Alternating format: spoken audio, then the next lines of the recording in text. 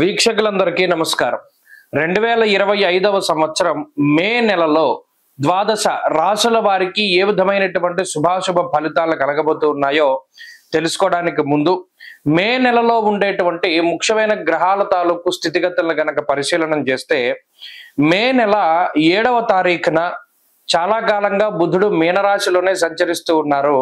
ఆయన తన యొక్క నీచ క్షేత్రాన్ని వదిలిపెట్టి మేషరాశిలోకి ఆయన సంక్రమణం చేయబోతూ ఉన్నారు. అనగా 7వ తారీఖు మే బుధుడు అశ్విని నక్షత్రంలోకి మారుతారు, అంటే మేషరాశి సంచారం. అలాగే 15వ తారీఖు మే 2 సంక్రమణాలు కనబడుతూ ఉన్నాయి. ఒకటి వృషభ సంక్రమణం, అనగా రవిగ్రహం వృషభ రాశిలోకి సంచారం చేస్తారు. తర్వాత పుష్కరాలు ప్రారంభమయ్యేటువంటి రోజు. అది ఎంత గొప్ప రోజు అంటే రవి సంక్రమణ పుణ్యకాలము మరియు గురుడు సంక్రమించేటువంటి పుణ్యకాలము 15వ తారీఖు నాడు చాలా గొప్ప రోజు. ఆ రోజునే 2 గ్రహాలు మారుతూ ఉన్నాయి. గురుడు మిథున రాశిలోకి ప్రవేశిస్తున్నారు, రవి వృషభంలోకి ప్రవేశిస్తున్నారు. అలాగే మే నెల 21వ తారీఖున రాహుకేతువుల యొక్క మార్పు, అనగా కుంభరాశిలోకి రాహు యొక్క మార్పు మరియు సింహరాశిలోకి కేతు యొక్క ప్రవేశం జరగబోతూ ఉన్నది. అలాగే మాసం చివరిలో బుధుడు మరలా మేషాన్ని వదిలిపెట్టి వృషభంలోకి వెళ్ళిపోతారు. మిగతా గ్రహాలన్నీ, అనగా శనేశ్వరుడు శుక్రుడు మీనరాశి యందు ఉన్నారు. అలాగే కుజుడు కర్కాటక రాశి యందు సంచారం చేస్తూ ఉన్నారు. ఇక్కడ చూడండి, ఈ మే నెల చాలా కీలకమైనటువంటి మాసం. దీర్ఘ సంచార గ్రహాలైనటువంటి గురుడు రాహుకేతువులు ఏకకాలం ముందు ఒకే నెలలో, రవి గురులు అయితే ఒకే రోజు మారుతూ ఉన్నారు. 6 రోజుల వ్యవధిలో గురు రాహుకేతువులు మారుతూ ఉన్నారు. మరి ఈ గ్రహ సంపత్తిలో మే నెల అసలు ఏ విధంగా ఉండబోతూ ఉన్నది అనేటువంటి విషయాన్ని మనం తెలుసుకుందాం. మిథున రాశి వారికి మే నెలలో మిశ్రమమైనటువంటి ఫలితాలు గోచరిస్తూ ఉన్నాయి. ప్రత్యేకించి వ్యయగురునిగా సంచరిస్తూ ఉన్నటువంటి గురుగ్రహం ఈ మాసంలో జన్మగురుడిగా ఫలితాన్ని ఇస్తారు. లాభస్థాన స్థితి రవి కాస్త వ్యయస్థానంలోకి వెళతారు. అలాగే వ్యయంలో ఉన్నటువంటి రవికి 2వ స్థానంలో ఉన్నటువంటి కుజుని యొక్క స్థితి వల్ల పాపకర్తరి అనేటువంటిది మిథున రాశికి సంక్రమిస్తుంది. దశమంలో యోగిస్తూ ఉన్నటువంటి రాహు కాస్త 9వ స్థానంలోకి వెళ్లి వ్యతిరేకమైనటువంటి ఫలితాలను ఇస్తారు. దశమంలో శనేశ్వరుడు శుక్రుని యొక్క స్థితి ఉంటుంది. అంటే ఈ గ్రహ సంపత్తి మొత్తం మీద ఒక్క బుధుడు మినహాయించి మిగతా గ్రహాలన్నీ ప్రతికూలంగా ఉన్నటువంటి పరిస్థితి. గోచార వ్యాప్తంగా బుధుడు లేదా చంద్రుడు అనుకూలించడం అది పెద్ద విశేషమేం కాదు.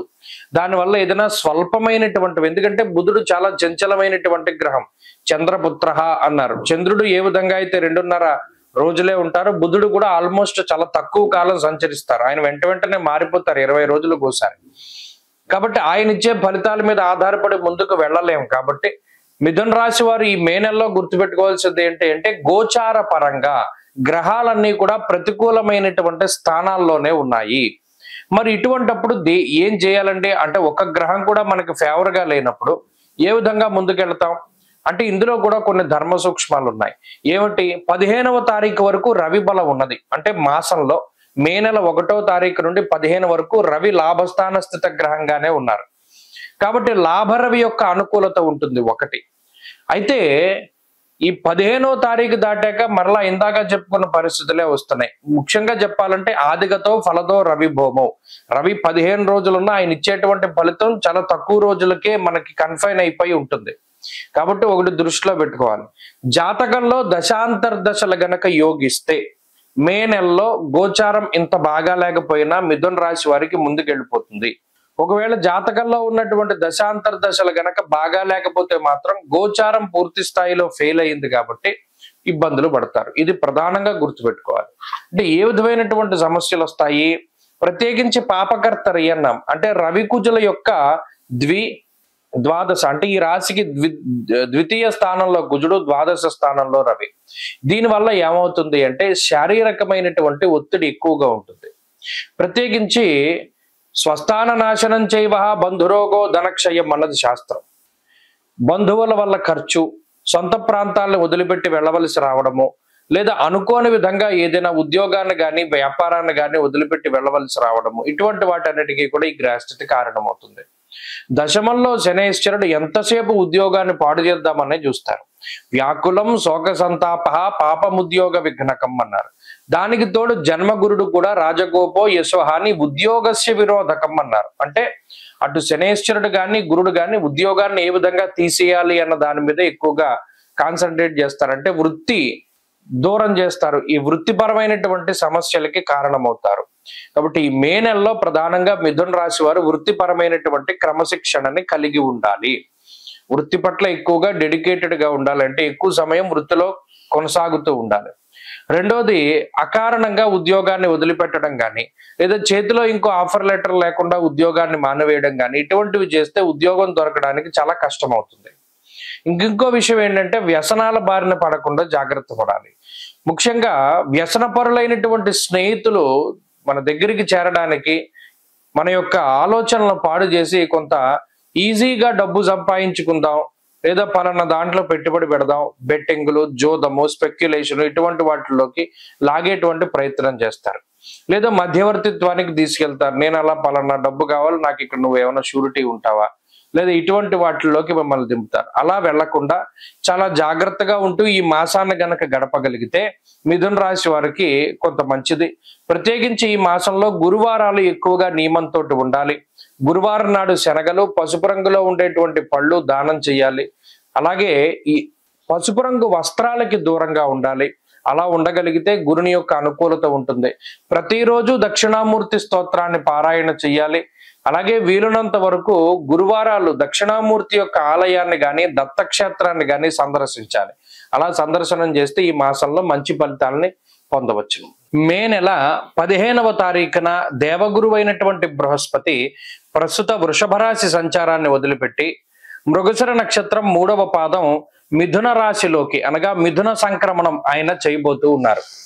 ఈ సంక్రమణంలో భాగంగా ద్వాదశ రాశుల వారికి ఏ విధమైనటువంటి శుభాశుభ ఫలితాలు కలగబోతూ ఉన్నాయి, అలాగే ప్రత్యేకించి ఈ గురుని యొక్క సంచారానికి సంబంధించినటువంటి సందేహాలు కొన్ని ఉంటాయి. ఉదాహరణకి మిథున రాశిలో గురుని యొక్క సంచారం ప్రారంభమైనప్పుడు సరస్వతీ నదీ పుష్కరాలు అనేటువంటివి వస్తాయి. అలాగే ఈ గురుడు ప్రత్యేకించి ప్రతి సంవత్సరం గురుర్ ద్వాదశ మాసాన్ని త్రింశన్మాసంశనేశ్చరః, గురువు 12 నెలల పాటు ఒక రాశి యందు సంచారం చేస్తారు జనరల్ గా. అయితే సంవత్సరంలో ఏమవుతుంది, కొన్ని సందర్భాల్లో అతిచార గతే జీవౌ, గురునకు అతిచారము అనేటువంటి ఒక అవస్థ ఉంటుంది. అలాగే వక్రత్వము అనేటువంటి మరొక అవస్థ కూడా ఉంటుంది. అంటే సాధారణంగా గురుడు ప్రతి సంవత్సరంలోనూ కూడా 2 రాశుల్లో సంచారాన్ని చేస్తారు. ఇదే గురువు ఒక సంవత్సర కాలంలో 3 రాశుల్లోకి ప్రవేశం చేస్తే అది అరిష్ట యోగంగా చెప్పబడింది జ్యోతిష్ శాస్త్ర రీత్యా.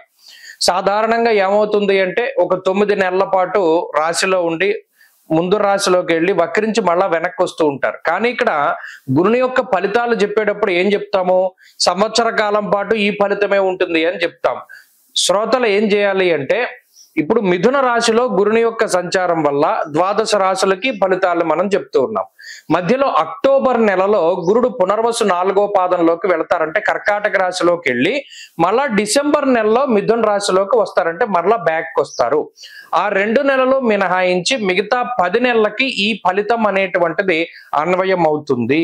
కాబట్టి ఆల్మోస్ట్ సంవత్సరం పాటు కూడా గురుడిచ్చేటువంటి ఫలితాలు ఏ విధంగా ఉన్నాయనేటువంటి విషయాన్ని మనం చాలా క్లుప్తంగా ఈ వీడియో ద్వారా తెలుసుకొనవచ్చును. అలాగే గురుని యొక్క కారకత్వాలు కొన్ని ఉంటాయి. యజన కీర్తి గృహ కాంచన పుత్ర వస్త్ర అశ్వాది కారకో గురు, దేవగురువైన బృహస్పతి సంతానానికి కారకుడు, వాహనానికి కారకులు ఆయన. అలాగే గృహానికి, భూమికి సంబంధించినటువంటి కట్టుబడులకి వాటికి కూడా కారకులు, యజ్ఞయాగాది క్రతువులకి కారకులు, తీర్థయాత్రలకి, దైవ దర్శనాలకి వీటికి కారకులు. ఒక్క గురుడు జాతకంలో గోచార రీత్యా బలంగా ఉంటే, జాతకంలో బలం తక్కువగా ఉన్నా కూడా కొన్ని సందర్భాల్లో గోచార గురుడు చాలా వరకు కాపాడతారు. కాబట్టి ఈ విషయాన్ని మనం దృష్టిలో పెట్టుకోవాలి. గురుబలం లేదు గోచారంలో అంటే ఆ సంవత్సరం అంతా అదృష్టం ఉండదు, దైవ బలం ఉండదు, ఏ పని చేసినా కలిసి రాదు అనేటువంటి విషయాలు ఉంటాయి. కాబట్టి ప్రతి రాశికి ఈ ఫలితాన్ని మనం అన్వయం చేసుకుంటూ వెళదాం. ఈ గురుని యొక్క మార్పు.